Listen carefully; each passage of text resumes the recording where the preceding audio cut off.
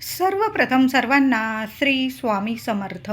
स्वामी महाराजांच्या कृपेने तुमच्या सर्व चांगल्या इच्छा पूर्ण होत ही स्वामींचरणी प्रार्थना करते आणि आजच्या व्हिडिओला सुरुवात करते.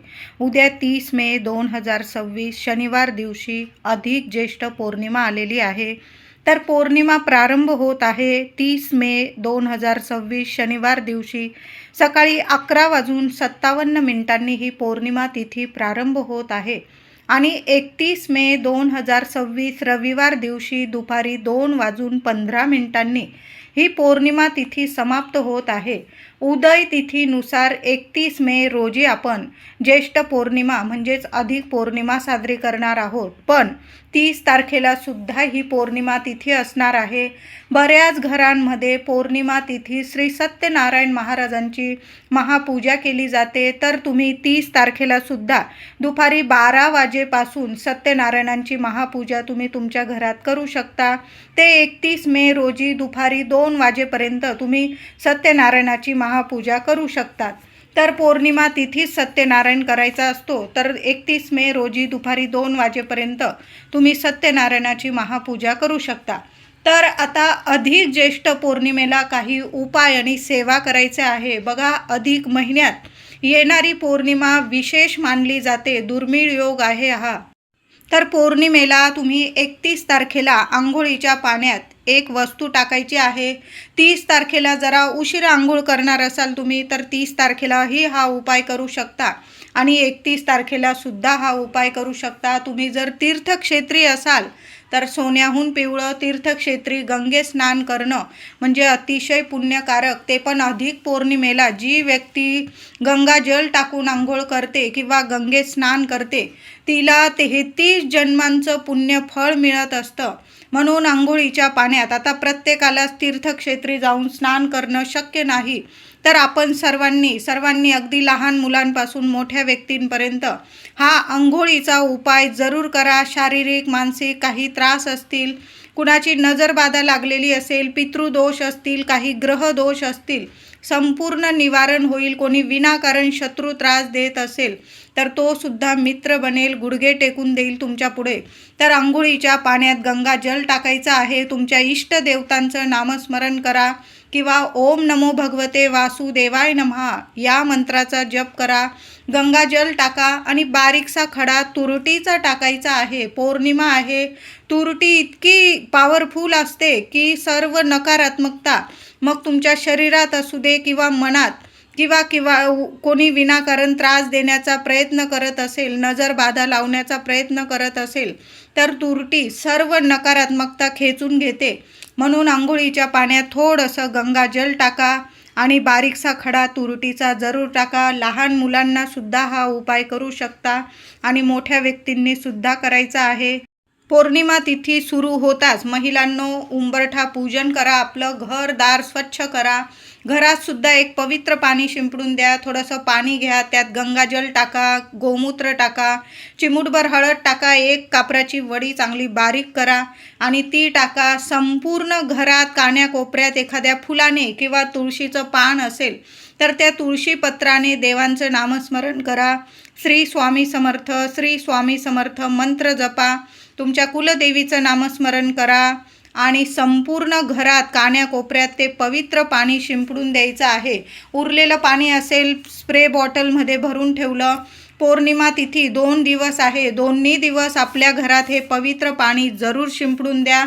उंबरठा पूजन, हळदीचं लेपन महिलांनो या दिवशी अवश्य करा. मोठी पौर्णिमा आहे, अधिक पौर्णिमा, ती पण शनिवार रविवार आलेली आहे. आवर्जून उंबरठा पूजन करा. शनिवारी नाही जमलं तुम्हाला किमान रविवारी तरी उंबरठ्यावर हळदीचं लेपन आवर्जून करा. 5 किंवा 11 आंब्याची पानं घ्या, ते स्वच्छ धुवून घ्या, पुसून घ्या. प्रत्येक आंब्याच्या पानाला लक्ष्मीनारायणांचा मंत्र जपा, हळदी कुंकवाची बोटं लावा आणि आपल्या मुख्य दरवाजावर अधिक महिन्यातील पौर्णिमा तुमचा हा उपाय कधीच खाली जाणार नाही. आंब्याची पानं मुख्य दरवाजावर लावा. तोरण बनवत असाल झेंडूच्या फुलांमध्ये, अतिशय उत्तम. नाही जमलं तुम्हाला तर आंब्याची पाने लावा. सगळ्या मंगल शुभ गोष्टी घडून येतील. लग्न कार्यातील अडथळे दूर होतील. संतान प्राप्ती, संतान सुख, सर्व घरात आर्थिक अडचणी असतील संपून जाईल. अखंड लक्ष्मी नांदेल. लक्ष्मीनारायणांची कृपा होईल. सुंदर उपाय आहे. आंब्याच्या पानांचा हा उपाय सर्वांनी करा. या दिवशी देवांना छान अभिषेक करायचा आहे. बघा, तुमची 30 तारखेला जर लवकर पूजा झालेली असेल तर काही हरकत नाही. 31 तारखेला आणि 30 तारखेला थोडा उशीर झाला तुम्हाला पूजेला, तर पौर्णिमा तिथीत देवांना पंचामृताने किंवा गाईच्या दुधाने अभिषेक करा.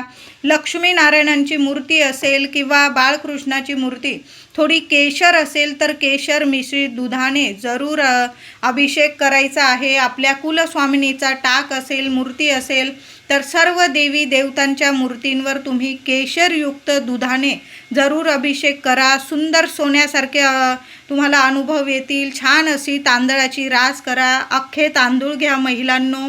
अगदी राशनिंगचे असले चालतील, चांगले बघून घ्या तांदूळ आणि लहानशी रास करा. गणपती बाप्पा, बाळकृष्ण, आपली कुलस्वामिनी, सर्व देवी देवतांना तुम्हाला या दिवशी तांदळाच्या राशीवर किंवा तुमच्याकडं विड्याची पानं असेल महिलांनो, आवर्जून देवघरात विड्याची पानं अंथरून द्यायची आहे आणि त्यावर देवी देवतांच्या मूर्ती स्थापन करा. एक एक घ्या किंवा 2 घ्या जास्त असतील तर. उन्हाळ्याचे दिवस सुरू आहे आणि अधिक महिना आहे. आपले देवी देवता इतके शांत आणि प्रसन्न होतात आणि भरभरून आशीर्वाद देतात. ज्या मनातल्या इच्छा असतील तुमच्या जरूर पूर्ण होतील. या दिवशी कुलस्वामिनीला सुद्धा एक गोड पानाचा विडा तुम्ही घरात बनवा किंवा बाहेरून बनवून आणला चालेल.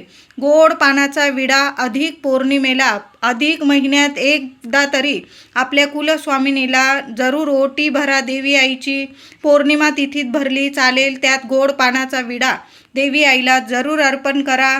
देवी आईला 21 लवंगांची माळ किंवा 21 लवंग घ्या, हातात घ्या. उजव्या हातात तुमच्या कुलस्वामिनीचा मंत्र जपा. ओम कुलदेवताय नमः, नाहीतर ओम ऐं ह्रीं क्लीं चामुंडाय विच्चे. 99 मंत्र सर्वच माझ्या महिलांना येतो. एक माळ जपला तुम्ही किंवा 21 वेळा जरी मंत्र जपला चालेल. उजव्या हातात त्या 21 लवंगा चांगल्या फुलाच्या बघून घ्या. तुमच्या मनातील इच्छा बोला आणि तुमच्या कुलस्वामिनीला, माता लक्ष्मी आहे, 3.5 शक्तिपीठच आपलं कुलदैवत असतं, तर देवी आईच्या चरणी एखाद्या वाटीत त्या 21 लवंगा अर्पण करून द्यायच्या आहे. हळदी कुंकू फुलं अक्षता वाहून या दिवशी कुलस्वामिनीची छान पूजा करा. देवी आईला कुंकुमार्चन करा. सकाळी करा, संध्याकाळी करा. 30 तारखेला संध्याकाळी जरी केलं, नाही जमलं 30 तारखेला, 31 तारखेला सूर्योदय बघितलेली तिथी असणार आहे. संपूर्ण दिवस मानली जाईल. तुम्ही 31 तारखेला सकाळी कुंकुमार्चन करू शकता किंवा संध्याकाळी जरी केलं चालेल. पण बघा, पौर्णिमा तिथीत केलेलं कुंकुमार्चन अतिशय प्रभावी ठरतं. उच्च कोटीची सेवा आहे आपल्या कुलदेवीची. म्हणून सर्व महिलांनी या दिवशी आपल्या घरात, देवघरात देवी आईला, माता लक्ष्मीची मूर्ती असेल, श्रीयंत्र असेल, कुलदेवीचा टाक असेल, आवर्जून फोटो जरी असला चालेल, देवी आईला कुंकुमार्चन जरूर करा. 11 वेळा करा, 21 वेळा करा, पण जरूर करा. या पौर्णिमा तिथीत देवी आईला छान असा खिरीचा नैवेद्य जरूर बनवा. देवी देवतांना या दिवशी खिरीचा नैवेद्य दाखवा. त्या खिरीमध्ये थोडेसे मखाणे असतील तुमच्याकडं, आवर्जून टाका. थोडी केशर असेल. बघा, पौर्णिमा तिथी आहे. माता लक्ष्मी, आपल्या कुलदेवीला, लक्ष्मी नारायणांना, सर्व देवी देवतांना ही पौर्णिमा तिथी समर्पित असते. तर आवर्जून खिरीमध्ये थोडे का होईना मखाणे टाका. तुम्ही खीर कुठलीही बनवू शकता. रव्याची, शेवयांची, तांदळाची, गव्हाची, कसलीही खीर बनवा, पण त्यात थोडे मखाणे असतील आवर्जून टाका. नसतील, चिमूटभर हळद टाकून दिली तुम्ही किंवा केशरचे 2 धागे टाकले चालेल. देवी आईला खिरीचा नैवेद्य दाखवा. तुम्हाला या दिवशी सवाष्ण पूजन करायचे असतील, पूर्णावरणाचा नैवेद्य केलेला असेल, काही ठिकाणी तर पौर्णिमा तिथीत पूर्णाची आरती लावली जाते. पूर्णाच्या दिव्यांनी आपल्या कुलदेवी आईची आरती केली जाते. ओटी भरली जाते. महिलांनो, अधिक महिन्यात जर तुमच्याकडून देवी आईची ओटी भरणं राहून गेलेलं असेल तर अतिशय सुंदर सोन्यासारखा दिवस आहे. हा दिवस पुन्हा येणे नाही. अशा दिवशी जर आपण देवी आईची सेवा केली ना, कधीच खाली जात नाही. भरभरून आपल्याला आशीर्वाद मिळतो. देवी आईचं कृपाछत्र रक्षण कवच प्राप्त होतं. कधीच देवी आई आपल्याला एकटं पडू देत नाही. कायम आपल्या लेकरांच्या आपल्या पाठीशी उभी राहते. घर संसारात आपल्या भरभराट करते. सुखाचा संसार आपला होतो. म्हणून या दिवशी आपल्या कुलस्वामिनीची जेवढी सेवा कराल ना तेवढी कमीच आहे. विड्याच्या पानांचे उपाय तर आवर्जून करा. देवी आईला विड्याच्या पानांची माळ अर्पण करायची असेल करू शकता. 21 लवंग जरूर अर्पण करा. खिरीचा नैवेद्य दाखवा. कुंकुमार्चन करा. देवी आईची ओटी भरा. सवाष्ण पूजन करायचं असेल, तुम्हाला एक सवाष्ण पूजन करायचं असेल किंवा जास्तीत जास्त सवाष्ण पूजन तुम्ही पूर्णाचं म्हणजे जेवणं वगैरे करत असाल, सुंदर दिवस आहे. या दिवशी आंब्याचा रस पूर्णाचं जेवण करून सवाष्ण पूजन करू शकता. तुमच्या आईची ओटी भरायची असेल, छान दिवस आहे. या दिवशीसुद्धा तुम्ही तुमच्या आईचा मानपान करू शकता, पाहुणचार करू शकता आणि आईची ओटीसुद्धा भरू शकता.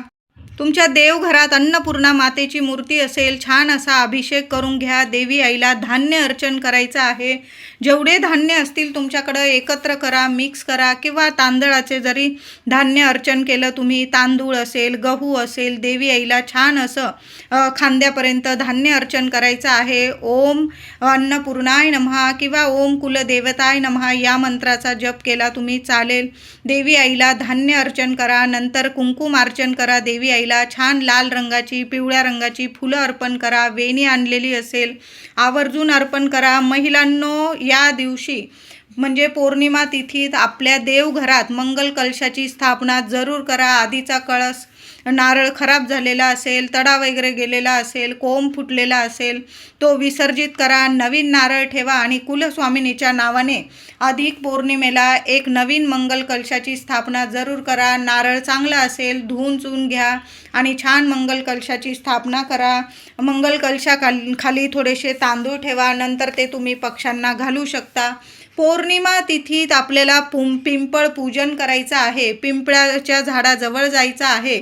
हा उपाय 30 तारखेला सर्वांनी करायचा आहे. सर्वांनी करा. अगदी लेकरं बाळं असतील, शिक्षण नोकरी काही अडीअडचणी येत असतील, सर्वांनी हा उपाय करा. कधीच खाली जाणार नाही. तर 30 तारखेला संध्याकाळी सूर्यास्त होण्याच्या आधी हा उपाय करायचा आहे. तर पिंपळाच्या झाडाखाली जा, थोडंसं पाणी दूध अर्पण करा.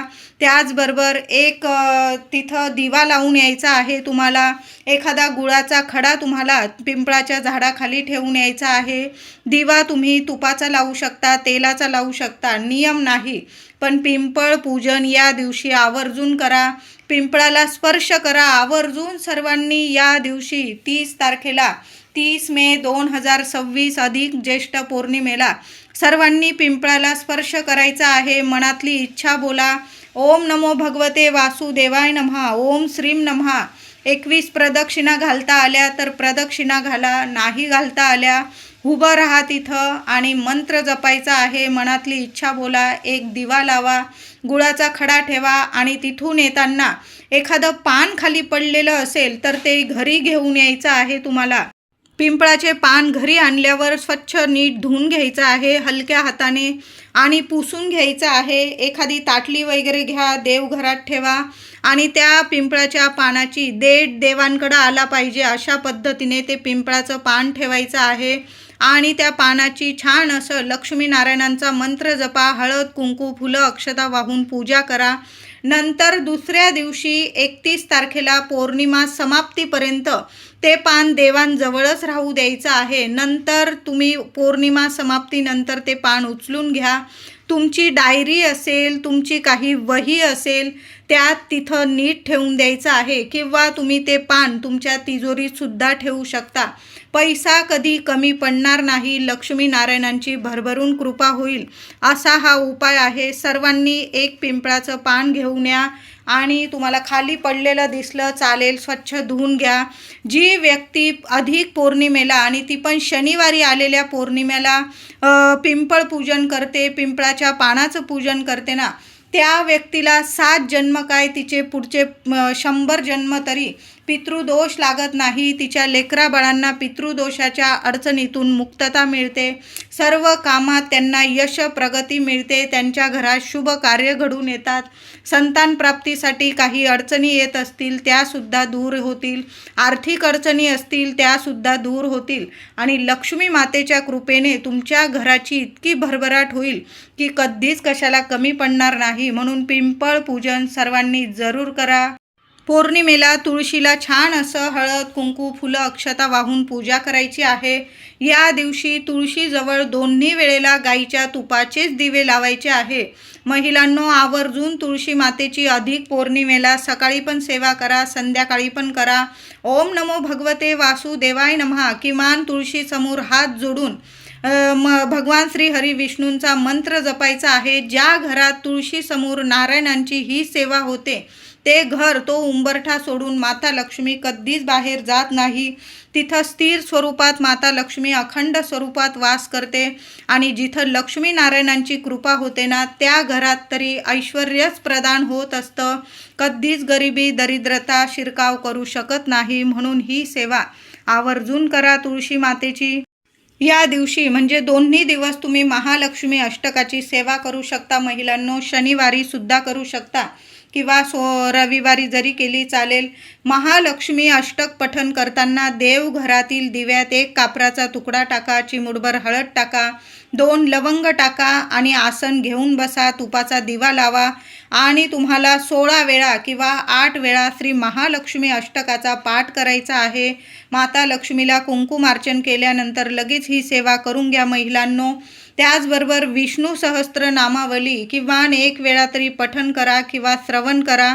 बघा, खूप सुंदर अनुभव येतील लक्ष्मी नारायणांची तर भरभरून या अधिक महिन्यात, आणि ती पण पौर्णिमेत इतकी कृपा होणार आहे की आपल्या आयुष्यात कधीच कशाला कमी पडणार नाही. मुलांची शिक्षण असो, नोकरी असो, परदेशात मुलं शिकत असतील किंवा दुसऱ्या गावाला आपल्याला चिंता असेल तर या पौर्णिमा तिथीत इतके छान असे उपाय करायचे आहे की आपल्या लेकराबाळांची कायम प्रगती झाली पाहिजे. या दिवशी मुलांवरून सुद्धा तुम्ही एक तुरटीचा खडा उतरवून टाकू शकता. व्हिडिओ आवडला असेल लाईक करा,